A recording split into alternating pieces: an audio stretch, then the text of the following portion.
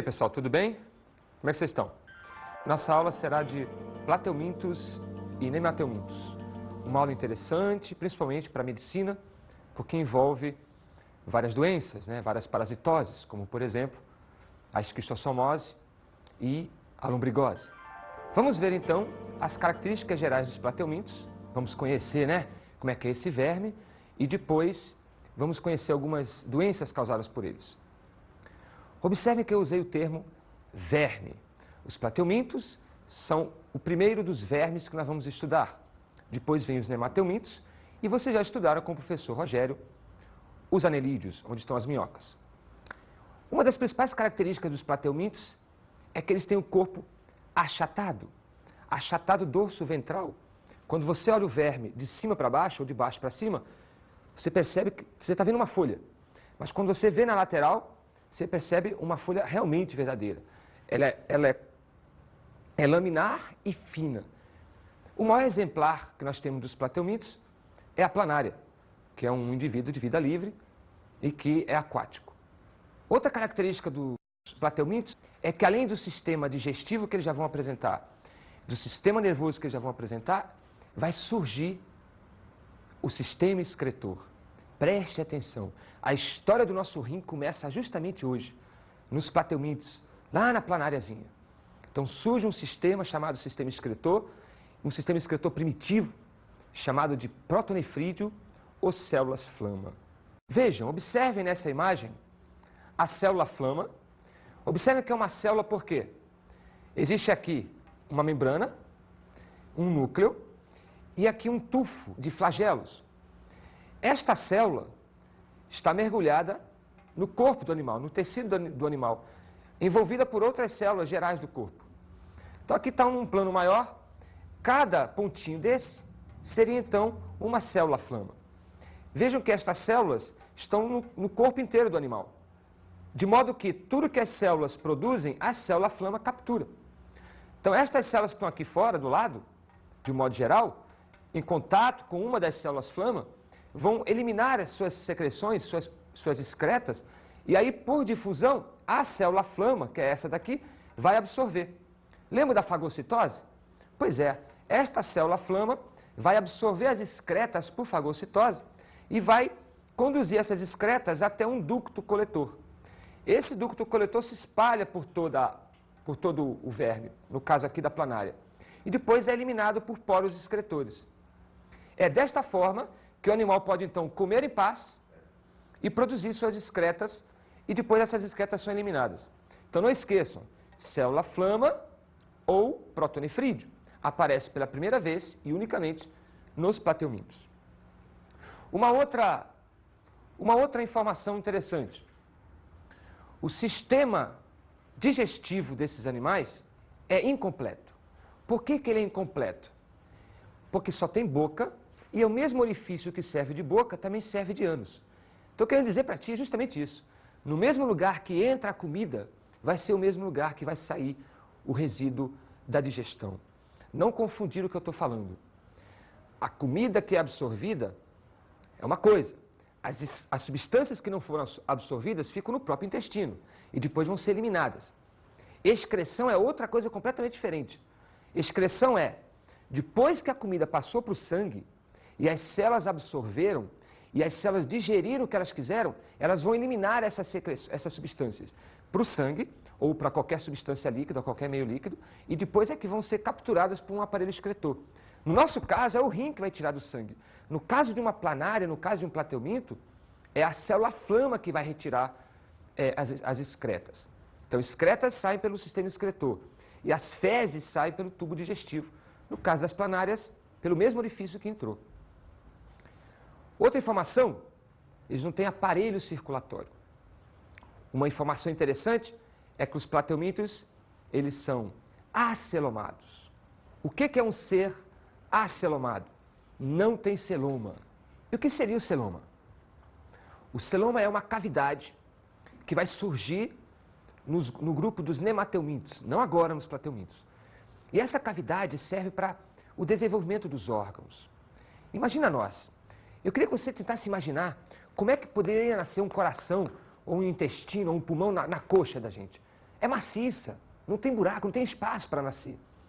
Vai nascer na cavidade abdominal e na torácica porque tem um espaço para os órgãos se desenvolverem. Os plateumintos não têm esta cavidade celomática. Logo, eles não são cilíndricos, eles não têm forma arredondada para que os órgãos possam se desenvolver.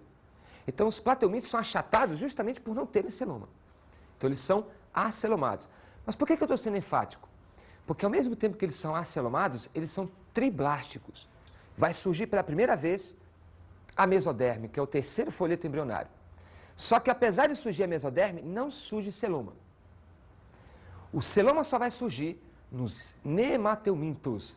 Daqui a pouco a gente vai falar sobre isso. Outra característica interessante é que esses animais são chamados de bilaterais. Por que bilaterais? Porque se observa, de acordo com um corte longitudinal, um lado direito e um lado esquerdo iguais. Eu consigo então vislumbrar bilateralidade, ou seja, laterais iguais a partir de um plano de corte. Outra característica interessante seria falar que os plateumintos podem apresentar vida livre. O que seria vida livre? Não causam doenças, não são parasitas. Vivem para lá, vivem para cá. Eles podem ser terrestres ou aquáticos. Outros podem ser parasitas. E esses parasitas, eles causam doenças não só em animais e em humanos, mas podem também atacar algumas plantas. Vamos agora falar um pouco da classificação dos plateumintos. Os plateumintos se dividem em três classes. Três classes, das quais duas são importantes para a medicina por causa das parasitoses. E uma mais para a biologia, no aspecto ecológico. Nós temos aí a classe cestoda, que é extremamente parasitária. Na classe cestoda, só existem endoparasitas. Os mais famosos são a tênia, a tênia saginata e a tênia solium. Outra classe interessante seriam os trematodos. De um modo geral, essa classe apresenta parasitas, mas podem também ter alguns de vida livre. E esses parasitas podem ser ectoparasitas. Destaca-se aí a esquistossomose, uma doença causada pelo Esquistossoma mansoni, e a fascioliose, causada pela fascíola hepática. E por fim, a classe mais, vamos dizer assim, mais romântica, né, dos plateumintos, que seriam os turbelários, onde está a famosa planária, aquele bichinho, né, cativante, que tem os olhinhos, olha, olhinhos entre aspas, tá? Que tem aqueles olhinhos de aspectos bem característicos da planária. Os turbelários não apresentam parasitas, pelo menos não interessantes para a medicina. E eles têm vida livre, vivem na água, né, nos rios, no ambiente aquático. Tem algumas planárias também de ambiente marinho. As planárias são coloridas, são diversas. Vamos ver as principais parasitoses. Começaremos com a esquistossomose, popularmente conhecida como barriga d'água.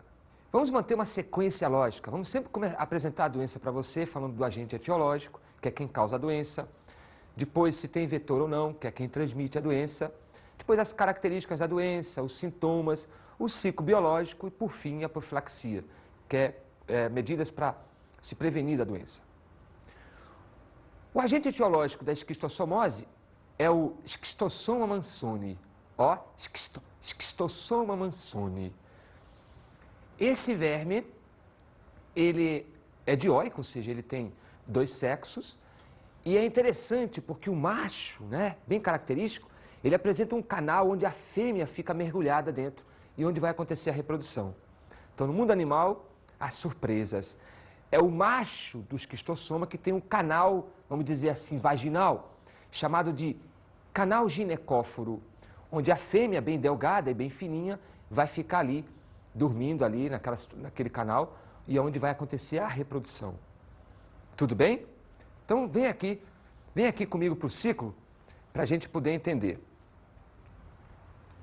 Vamos entender logo o ciclo, que aí depois fica mais fácil para sacar a doença. Observem que é um ciclo que tem o homem e um hospedeiro alternativo. Quando um ciclo tem dois hospedeiros, nós dizemos que esse ciclo ele é diheteroxênico ou digenético. Existe um indivíduo, no caso, por exemplo, o homem, que vai ser o hospedeiro definitivo, e o outro hospedeiro vai ser o hospedeiro intermediário. Há doenças em que o homem passa a ser o hospedeiro intermediário e o outro hospedeiro passa a ser o definitivo. O que define um hospedeiro definitivo e um hospedeiro intermediário?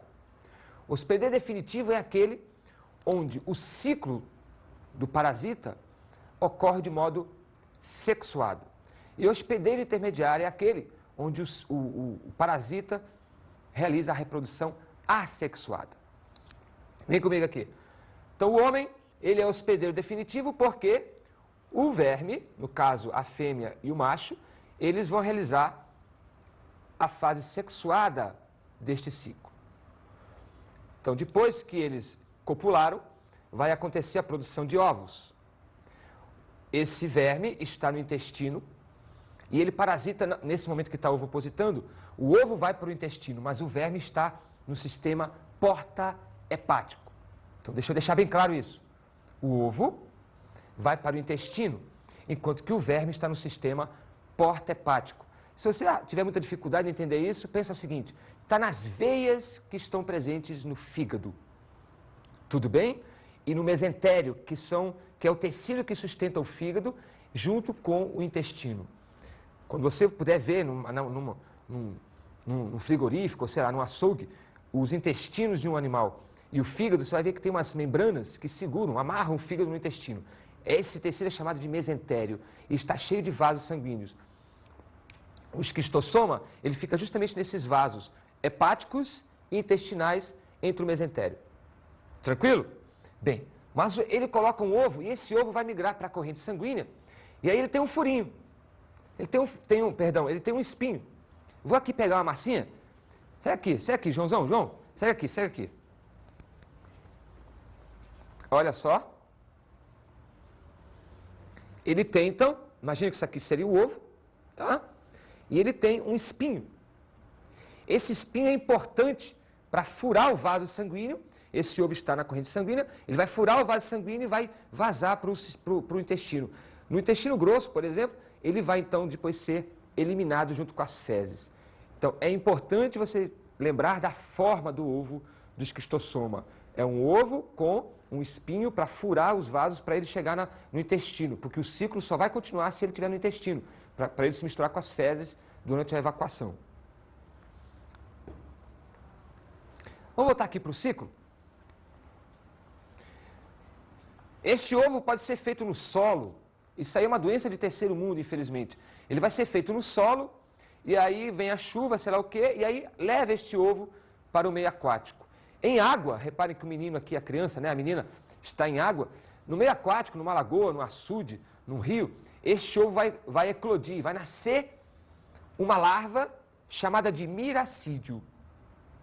Esta larva agora vai então penetrar no hospedeiro intermediário. Esse hospedeiro intermediário é um caracol, é um molusco do gênero Biophallaria. Não esqueça mais disso. Esta fase do ciclo, agora, essa fase que eu acabei de falar era sexuada. Agora vai se iniciar uma fase assexuada. Dentro do hospedeiro, dentro do caracol, vai acontecer que esse miracídio vai sofrer uma transformação e vai virar uma nova larva, uma nova fase do verme chamada de esporócito. E esse esporócito vai produzir dezenas de uma larva muito importante para nós, no caso da medicina, que é a larva cercária.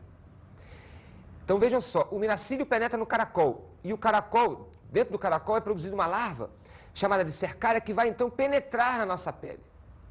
Nesse momento a gente se infecta com esquistossoma.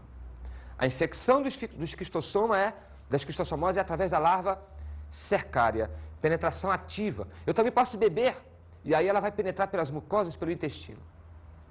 Essa larva vai sofrer algumas transformações dentro da gente, até chegar no sistema porta-hepático de novo, onde essa larva já vai chegar na fase adulta e começa tudo de novo.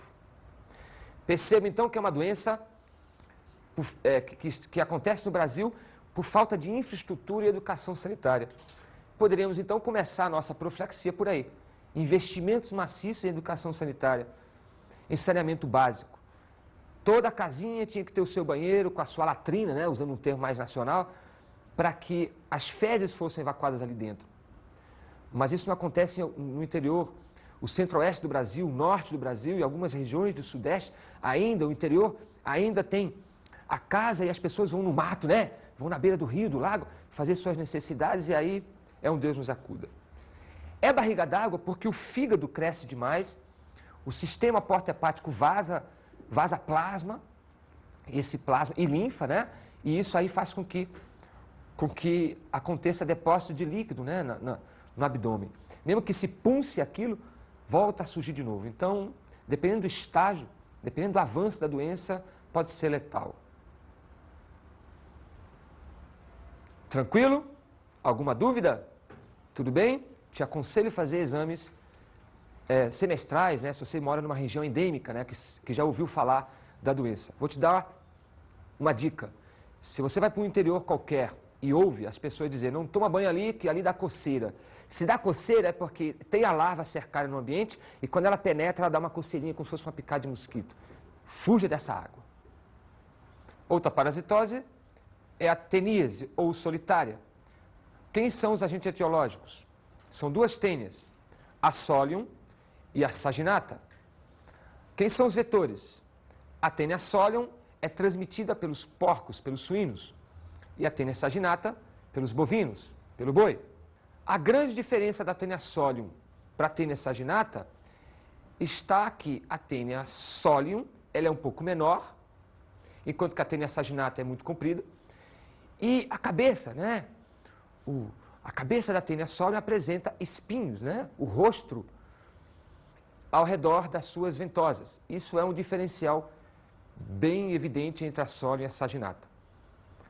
Vamos agora ver o ciclo biológico e conforme a gente vai dando o ciclo, nós vamos então conhecendo detalhes da doença. Para eu conseguir teníase, para eu adquirir a teníase, eu tenho que ingerir carne com a larva cisticerco. Carne com a larva cisticerco. Então, olha só. Existe aqui o ciclo da tênia Saginata e aqui o ciclo da tênia Solium. Então, o porco, por exemplo, o porco vai ter a larva na sua carne, eu vou comer a carne do porco, que não é inspecionada, e aí a larva está na sua carne, e quando eu comer essa carne mal passada, a teníase vai se desenvolver, a tênia adulta vai se desenvolver no meu intestino. A mesma coisa acontece se eu comer carne de boi com a larva, né, cisticerco na sua carne. E aí eu vou contrair a doença da tênia Saginata. No meu corpo, eu vou fazer fezes com pedaços do corpo da tênia. Ou seja, quando eu fizer as minhas fezes, nela vão estar proglotes, ou seja, componentes do corpo da tênia.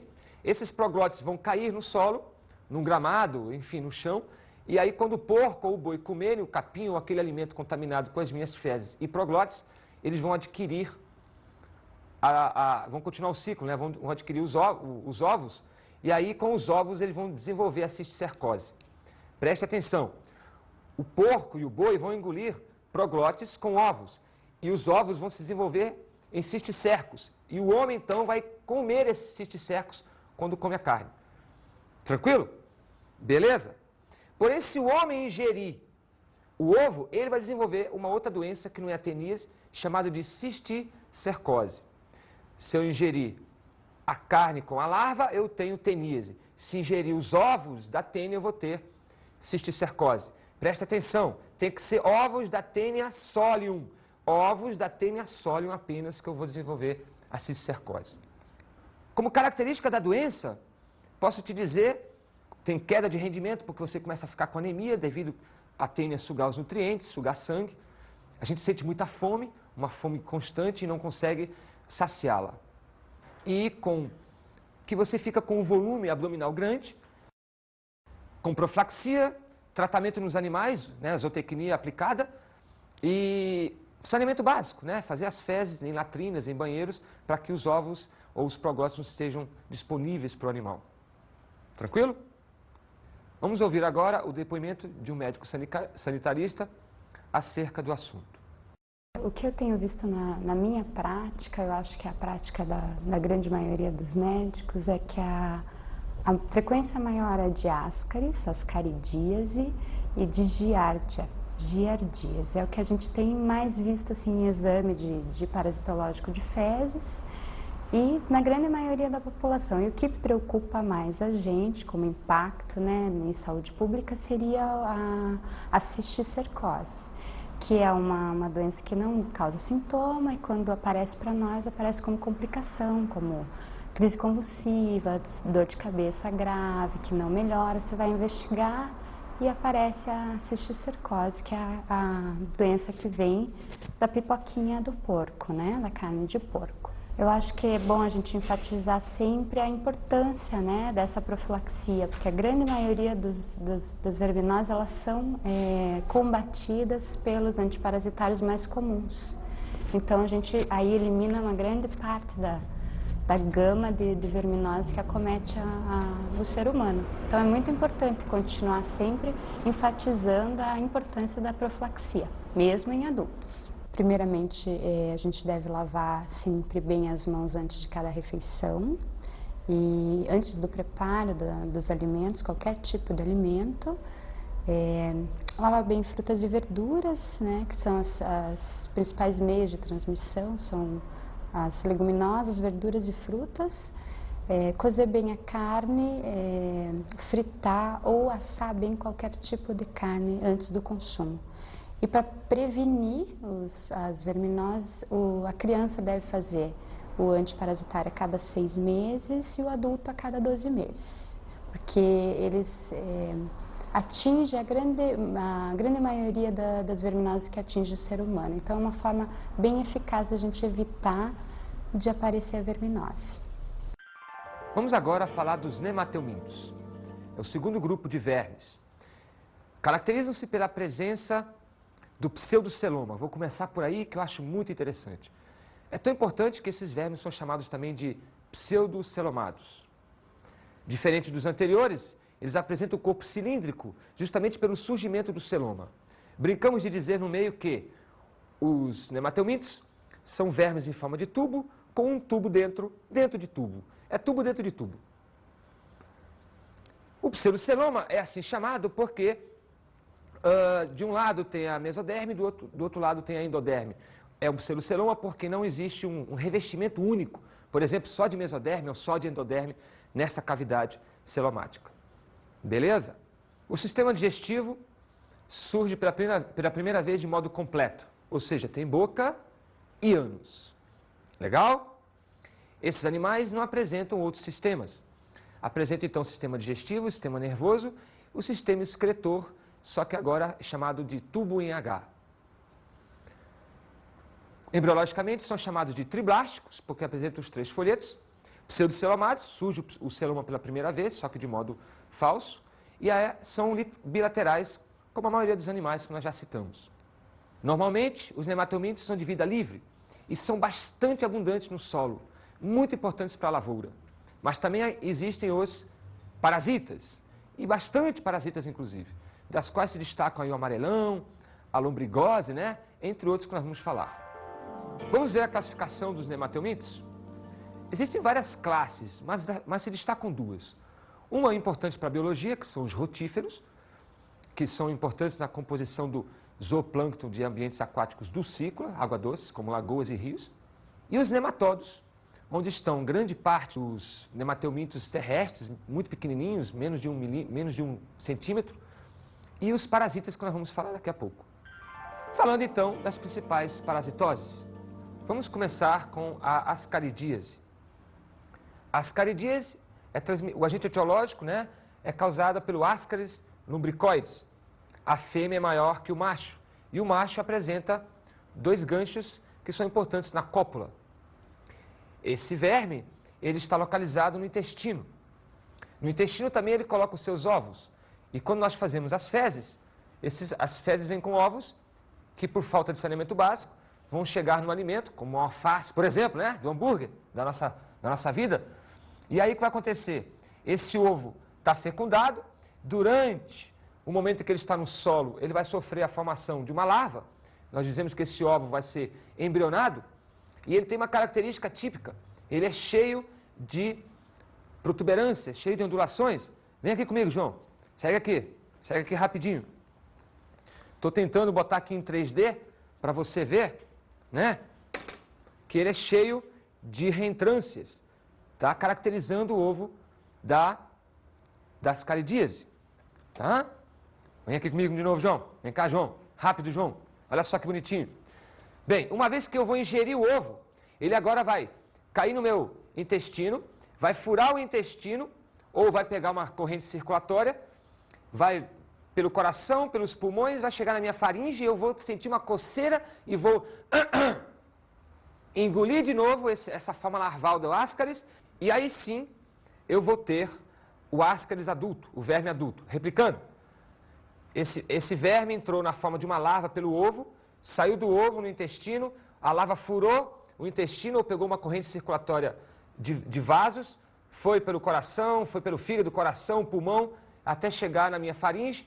Eu sinto uma coceira, eu vou engolir essa larva, isso faz parte do ciclo dela, para sim depois chegar no intestino e aí ela virar adulta, realizando a cópula, produzindo ovos e tal, e começar tudo de novo.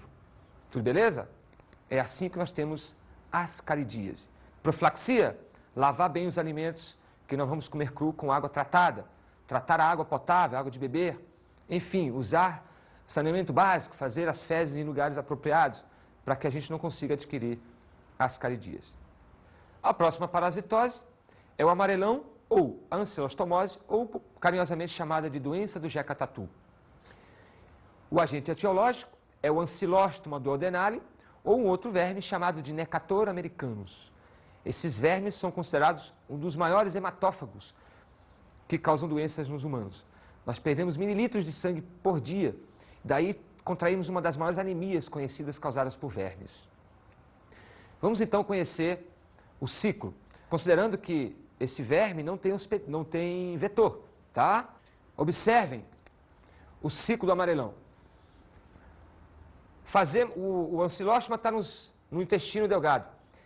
Depois migra para o grosso, onde vai colocar ovos. Esses ovos vêm junto com as fezes. De novo, sem saneamento básico, essas fezes vão ficar no solo. No solo, esse ovo vai produzir uma larva que vai nascer desse ovo.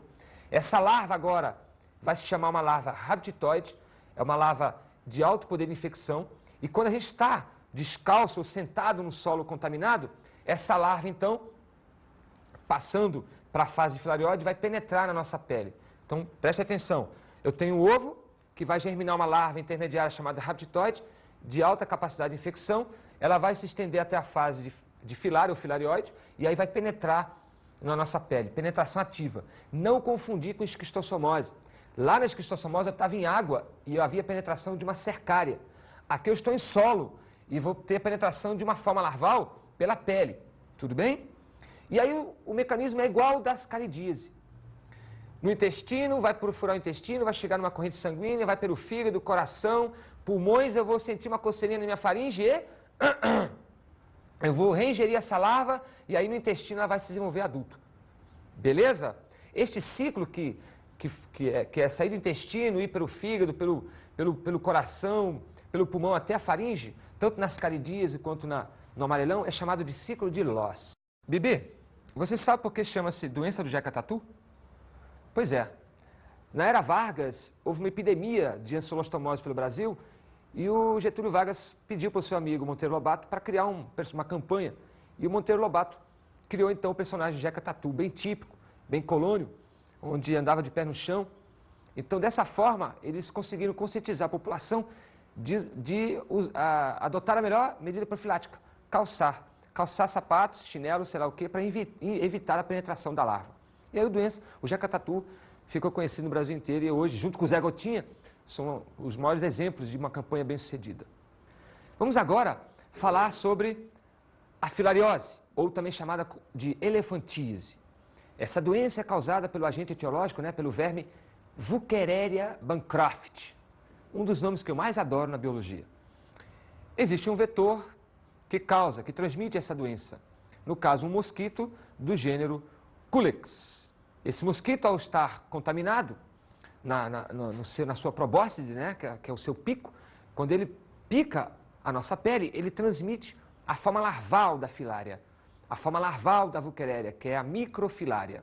Essa microfilária vai agora migrar pela corrente sanguínea e depois vai se estabelecer na corrente linfática e lá vai virar adulto. Venha entender um pouco melhor aqui no ciclo biológico. O mosquito, ao picar, ele vai absorver, junto com o sangue, as microfilárias. Essas larvas estão na superfície, na corrente sanguínea da superfície. Por que isso? Isso é importante saber, porque durante a noite elas migram para a corrente circulatória superficial, mas durante o dia não. Elas estão na corrente circulatória mais interna. O mosquito tem hábitos noturnos, então ele vai picar justamente à noite. É importante saber também que se você fizer coleta de sangue para descobrir se você tem filariose, durante o dia o teste vai dar negativo. Então não adianta coletar sangue 8, 9 horas da manhã ou 5 horas da tarde, que vai dar negativo porque você não vai capturar as microfilárias. E as filárias, os adultos, estão na corrente linfática, você não pega. Beleza? Então vamos lá. Agora, dentro do mosquito, essas microfilárias vão passar por alguns estágios e novamente vão migrar para a probóscide, né, para o pico, né, para os lábios do mosquito. E quando ele agora, contaminado, picar o homem, ele vai contaminar o homem com microfilárias. A microfilária contamina o mosquito e a microfilária contamina o homem. Uma vez dentro da gente, essas microfilárias agora vão para a corrente sanguínea, da corrente sanguínea vão migrar para a corrente linfática, né, o sistema circulatório linfático, e aí lá essas microfilárias vão virar vermes adultos, vão virar vulquerérias. Essas vulquerérias se multiplicam e vão entupindo os vasos linfáticos. E aí se desenvolve um quadro clínico interessante. Incham-se os membros, como pernas, como braço, como escroto e como mamas. E aí o que vai acontecer? Essa situação, né, de hipertrofia desses órgãos, devido ao excesso desses vermes, determina o quadro clínico de elefantíase. É importante salientar que nem todos que têm filariose têm elefantíase. Cerca de 10% das pessoas que têm filariose vão desenvolver um quadro de elefantíase. É uma situação praticamente irreversível que causa incômodo social por causa dos aspectos estéticos. Quais são as medidas profiláticas para essa doença? Claro, é evidente que é eliminar o mosquito, não deixar o mosquito ter contato conosco. Daí usar mosquiteiros, telas, etc. Usar inseticidas também é interessante. Cuidado só para não ter intoxicação, né? 10 minutos antes, 15 minutos antes de você ir dormir, por exemplo, jogar lá um inseticida. Tá? Então, eliminar o vetor.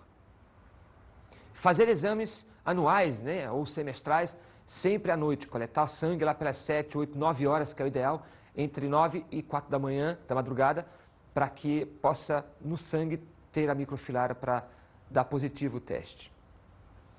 Tranquilo? Era isso que nós tínhamos para falar sobre as principais doenças de nematelmintos e platelmintos e sobre a biologia desses animais. Beleza? Vamos agora ver as dicas de estudo.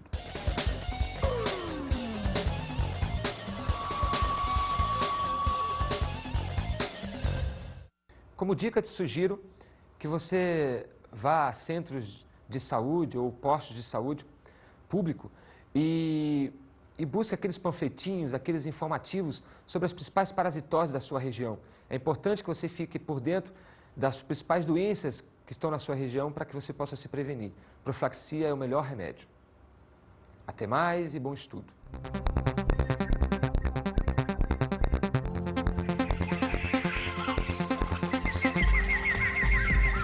Nesta aula estudamos os platelmintos e os nematelmintos. Os platelmintos são vermes achatados e que se destacam pela presença do sistema excretor do tipo células flama. Os nematelmintos são vermes cilíndricos e que se destacam pela presença única do pseudoceloma.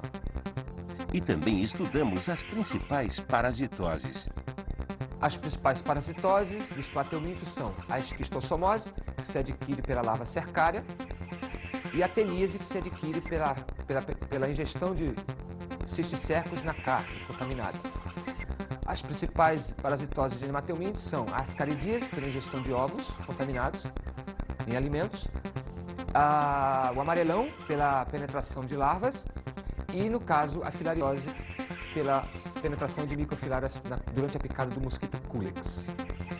Bons estudos!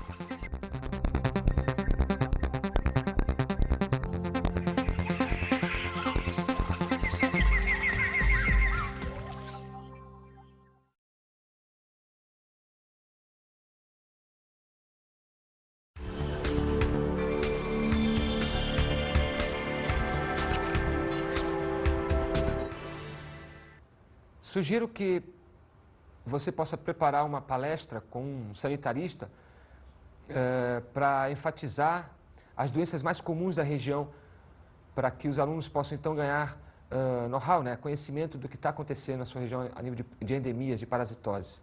E sugerir que façam os exercícios, que exercícios melhoram, otimizam o aprendizado.